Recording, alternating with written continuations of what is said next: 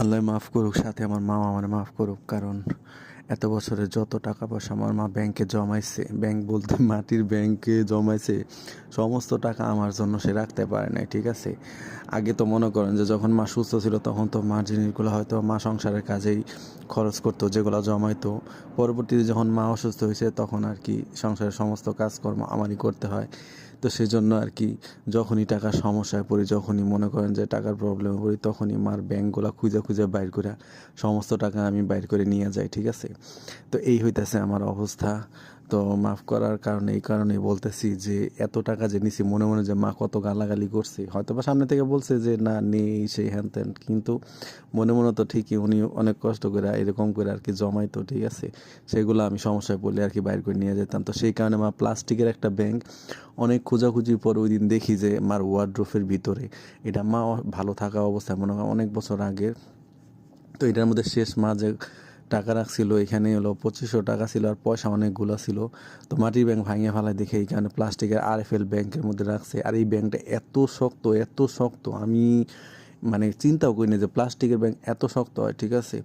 তো এই ব্যাংকটার মধ্যে মনে করেন যে টাকা রাখছে, যাই হোক আমি সাথে থেকে রাখছিলাম, সেই টাকাটা মনে করেন যে বাইর করতে যায় এমন অবস্থা হয়েছে। ব্যাংকটা এতটা সুন্দর ছিল এই কারণে আমি চাইনি যে পুরো টাকাটা নষ্ট করতে, এই জন্য নিচ থেকে হালকা একটু কাইটা মানে বড় করে নিতে দিচ্ছি। বড় করার পরেও মনে করেন যে আমি মানে টাকা এখান থেকে বাইর করতে পারি না। এমনিতে মনে করেন আঙুল ঢুকে যায়, কিন্তু টাকা বাইর করতে যায় মনে করেন যে এটা এতটা শক্ত, কি বলবো। আর যাই হোক অনেক কষ্ট করে বাইর করতেছিলাম।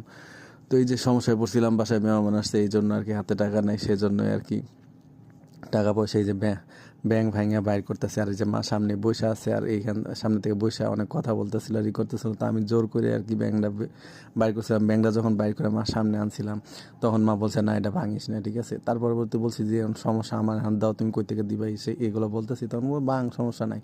তারপর আর কি ভাঙি নাই, যে দেখেন কত বড় করে কাটছি, এরপরও মনে করেন টাকাটা বের হইতেছে না। আর এই উপর দিয়ে যেটা ওইটা দিয়ে তো আরও বের হইব না, ঠিক আছে।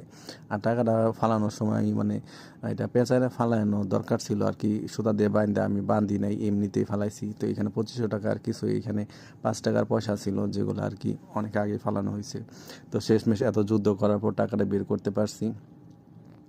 তো যাই হোক টাকা বের করছি, বের করে তো এখানে সবাই টাকার ভাগিদার বলতেছে এত টাকা আছে, এত টাকা আছে, অনেক কিছু আর কি বলা বলি হইতেছিল। শেষমেশ আমি চিন্তা করলাম যে না, এই টাকাগুলো এইভাবে নিলে মা হয়তো মন খারাপ করবে। তারপরেও আর কি মার জন্য কি করছি, আমি এক বুদ্ধি করে মার জন্য আমি কাপড়ের পিস নিয়ে আসছি। অ্যাকচুয়ালি মা তো এখন আর শাড়ি পরে না, ম্যাক্সি পরে।